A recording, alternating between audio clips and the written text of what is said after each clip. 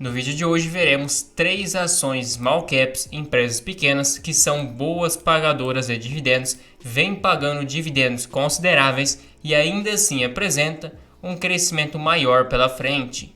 E quando você está começando, seus dividendos vão ser pequenos, ou seja, grande parte do seu retorno vai vir da valorização e do seu aporte. Por isso que small caps pode ser interessante para quem está começando investindo pouco dinheiro, porque o retorno é bem maior. Claro que o risco é proporcional, porém temos bastante opções de boas empresas pequenas que pagam ótimos dividendos para ir amenizando o risco e ao mesmo tempo têm um crescimento acima das demais empresas, principalmente das empresas que já são grandes, que não têm mais tanto potencial de crescimento. Mas antes de tudo, não esqueça de se inscrever aqui no canal para ficar por dentro de todas as novidades e também se tornar um membro apoiador.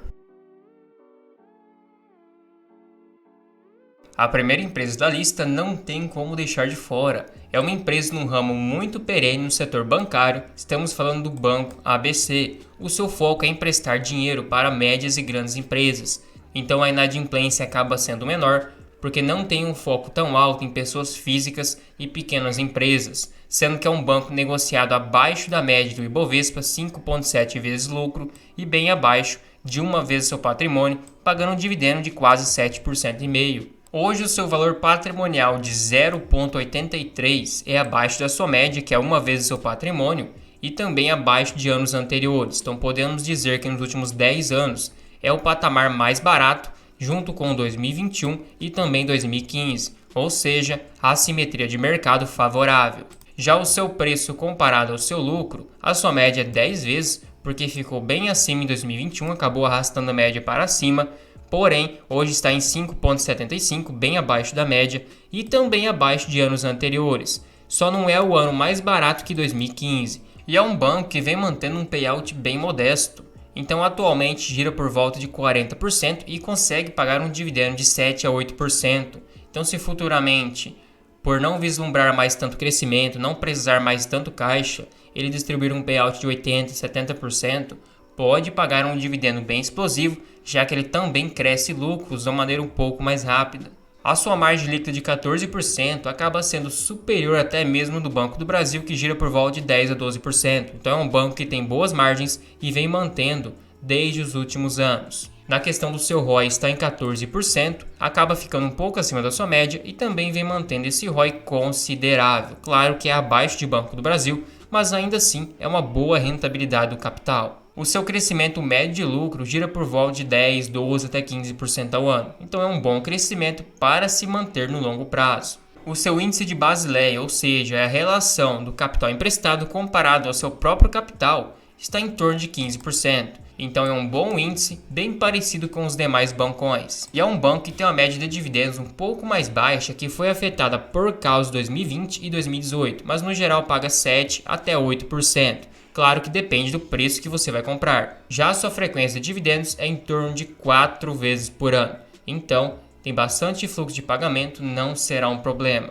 E ele paga somente em juros sobre capital próprio, porque dá um benefício para o banco, reduz a base de cálculo, ou seja, paga menos imposto no final das contas. E o seu lucro teve uma crescente desde 2015, saltou de 388 milhões para quase 1 bilhão de reais, 880 milhões atualmente. Então, um bom crescimento. Claro que mesmo que seja uma empresa de um crescimento mais alto por ser pequena, o setor bancário em si é um crescimento mais lento por causa das suas operações, mas não deixa de ser um bom crescimento. Sendo que é um banco que foi fundado em 1983 e entrou na bolsa em 2007, então já está aprovado no tempo, tem 30% de free float e tem 100% de tag along, com uma boa liquidez por dia, ou seja, 12 milhões. Passou nos 3 requisitos, sendo que esse 100% de tag along te garante que caso o banco fosse vendido, você recebe 100% do valor negociado, já que o banco ainda é pequeno e tem 5 bilhões de valor de mercado.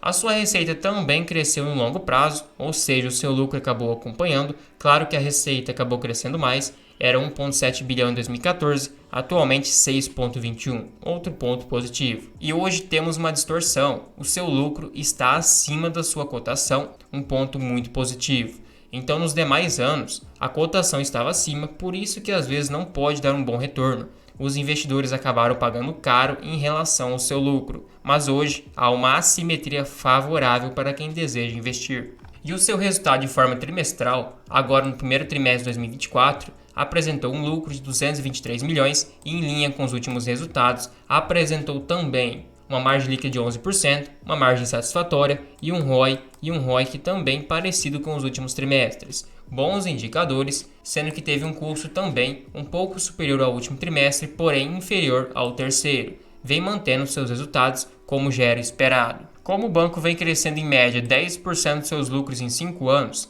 vamos fazer da seguinte forma. Pegar o lucro por ação, que também está crescendo, então cada ação do banco hoje está dando 3,62 de lucro, mas vamos pegar 2023 e somar um crescimento de 10%. Teríamos um lucro por ação bem parecido do atual de 3,64, multiplicando por um payout de 40%, um dividendo de 1,45. Dividindo por R$ 20,80 que está hoje, um dividendo por volta de 7%, acima daquela média que o Décio Bazin Luiz Barsi estipula de 6%, e uma empresa com bom crescimento pela frente. E se pegarmos a cotação de hoje e dividir pelo lucro projetado de 3,64 por ação, teríamos um PL ajustado de 5,7 vezes, bem próximo do que está hoje, então um PL ainda bem baixo. Isso comparado, claro, à média do setor e também à média do Ibovespa. Outra empresa que não tem como deixar de fora de um setor muito resiliente, famoso setor à prova de balas, é a UIS no setor de seguros. Então é um setor bem famoso que o Luiz Barsi considera ser muito perene. Ela vem pagando um dividendo um pouco mais baixo agora, mas a projeção é de um dividendo razoável nos próximos anos, com um PL abaixo da média do Ibovespa também. E é uma empresa bem baratinha, o que facilita o reinvestimento dos dividendos, custa somente R$ 5,79. E o seu PL de 5,57 vezes é abaixo da média e principalmente abaixo de anos que ela estava bem precificada. Já na relação preço sobre valor patrimonial é o seu menor patamar, então também tem muito desconto, principalmente comparado à sua média.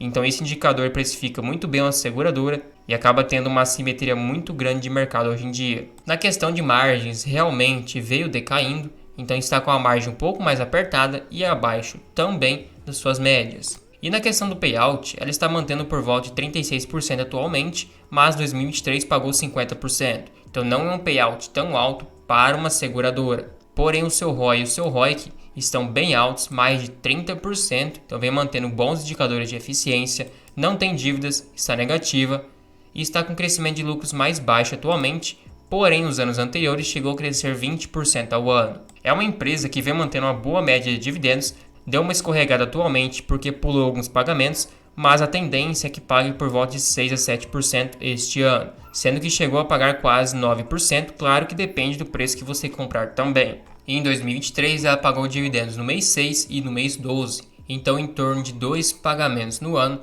sendo que em 2022 pagou no mês 11, então pode variar algum mês ou outro. Na questão do seu lucro temos uma crescente, o que aconteceu foi que a Caixa acabou encerrando contratos com a UIS, então a UIS revende seguros, é diferente das seguradoras mais famosas e acabou fundando a Caixa Seguridade. Mas a UIS já fechou parcerias com o Itaú, fechou parcerias com o Banco Inter e acabou tendo novamente um bom cenário pela frente.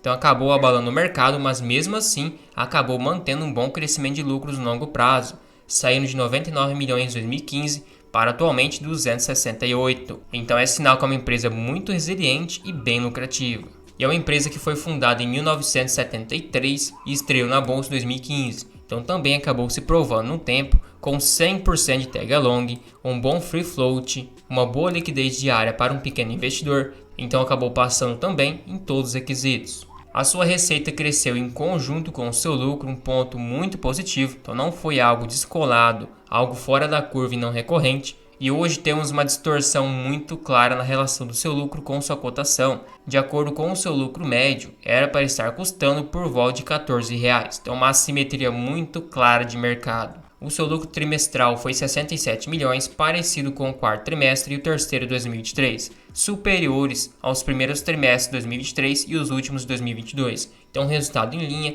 manteve também uma margem ainda satisfatória, um ROI ainda satisfatório também e um ROIC também. E o seu custo também acabou se mantendo no mesmo patamar, então vem entregando resultados de acordo com o esperado. O seu lucro por ação hoje está em 1,03. Se fôssemos somar um crescimento por volta de 10%, teríamos um lucro por ação de 1,13, multiplicando por um payout de 50%, que ainda é um payout bem razoável para uma seguradora, teremos um dividendo de 56 centavos. Dividindo por 5,79, um yield de quase 10%. Claro que se você for pessimista não estipular esse crescimento ou então um payout menor, pode ser um dividendo por volta de 6, 7, 8%, que é o que ela vem pagando. Mas ainda assim é um dividendo acima de 6% e uma empresa com um bom cenário pela frente, crescimento de lucros, bons indicadores e uma empresa pequena que tem o fator tamanho ao seu favor. Agora, outra empresa que não tem como deixar de fora, também é uma empresa do futuro, estamos falando da Irani.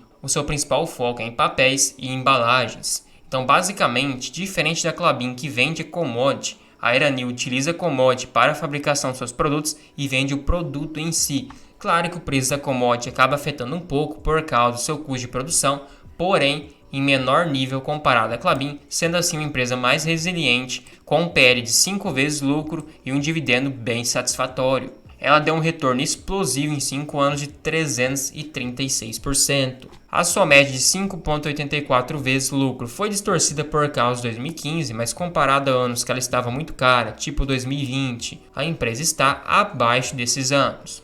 E na relação preço sobre valor patrimonial também está abaixo da média e abaixo de anos anteriores, sendo que é uma empresa que mantém 50% de payout se sua dívida não ultrapassar 2,5 vezes EBITDA, então ainda está confortável. Para esse segmento, essa dívida de 1,6 vezes sua geração de caixa ainda é bem tranquilo. É uma empresa que, caracteristicamente por causa do setor, precisa de uma dívida um pouco maior para poder crescer, e a empresa vem entregando uma margem líquida ainda satisfatória de 20%, entregando também um EV sobre EBITDA, ou seja, o valor da firma comparado à sua geração de caixa de 4,7 vezes, que acaba sendo abaixo da média e abaixo também de anos que estava muito bem precificada. A empresa mantém também um ROI de 25%, um excelente ROI e um ROIC de quase 12%, então um ROIC acima do custo da sua dívida. Então acaba compensando pegar dívidas, sendo que um ROIC ainda satisfatório, acima de 10%, já é considerado um ROIC suficiente. Claro que quanto mais melhor. Sendo que a empresa possui um crescimento de receita satisfatório de 11% ao ano, com uma liquidez corrente, ou seja, a capacidade de pagar suas dívidas de 3,7 vezes no curto prazo. Então é uma boa capacidade, porém é uma empresa que já deu prejuízo nos anos anteriores. Claro que já faz vários anos, mas é importante frisar isto. E vem mantendo bons dividendos desde 2021, chegando até mesmo a quase 9% atualmente, sendo que esse dividendo de 39 centavos acaba sendo não recorrente, por causa do seu débito de PIS e COFINS com o governo, sendo que ela acabou dando prejuízo em 2019, porém a partir de 2020 tivemos uma melhora na empresa e acabou se reestruturando, sendo assim apresentando excelentes números. E é uma empresa que foi fundada em 1941, está na bolsa desde 1977. Então é uma empresa que também se provou no tempo, acaba tendo 100% de tag along, um bom free float, uma boa liquidez diária, acaba tendo um bom caixa de 600 milhões com uma dívida de 1 bilhão de reais de forma líquida. E seu valor de mercado é nem 2 bilhões de reais. Então é uma empresa pequena que tem um ótimo cenário pela frente, já que a tendência é que o plástico seja substituído pelo papel e pelo papelão. Na questão da sua receita, ela também vem crescendo no longo prazo, está com a receita de quase 1,6 bilhão, o que era em 2014 7,3. O seu lucro também teve um forte crescimento a partir de 2020, sendo que hoje temos uma distorção do seu lucro comparado à sua cotação. Claro que tem um efeito não recorrente de mais de 160 milhões do PIS e COFINS, mas de certa forma, ainda assim acaba tendo uma distorção retirando esse lucro não recorrente. Com o seu lucro por volta de 150 a 200 milhões, ela deveria valer por volta de R$15 com base no gráfico de lucro e cotação. Então, de fato, a empresa não estaria cara.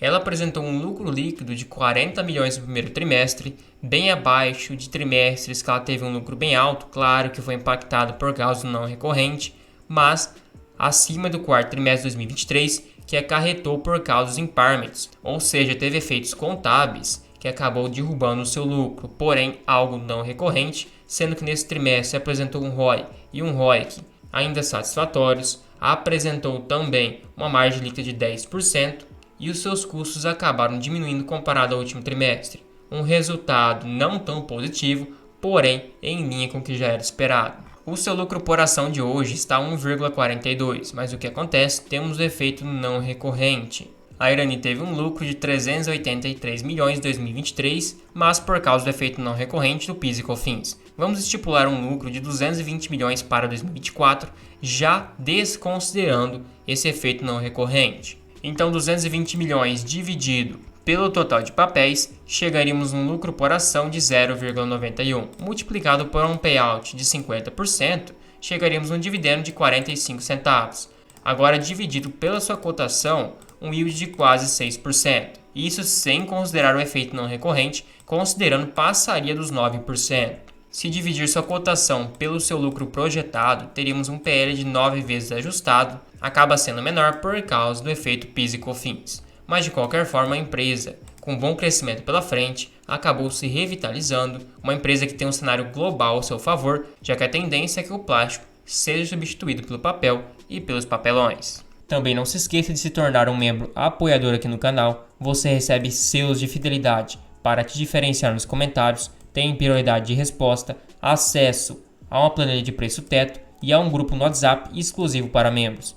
Tudo isso por somente R$ 2,99 por mês, fica um valor bem acessível, você nem percebe que está pagando, mas me incentiva demais.